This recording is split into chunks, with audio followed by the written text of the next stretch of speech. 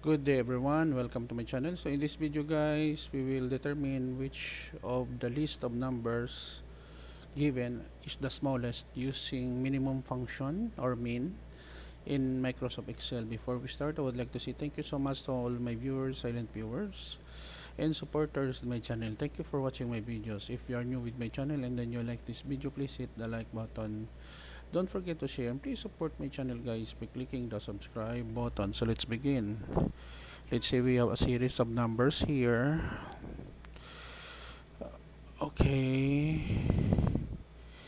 so we have your 7, 56, negative 56, 98, 12. To find the smallest value, we use the function min equals min, open parenthesis, a1 colon a5.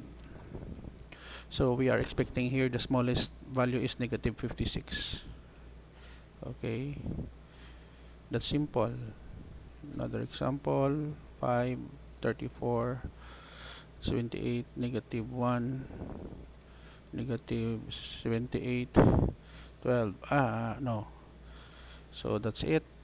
So equals min, open parenthesis, b1 colon b5, close parenthesis.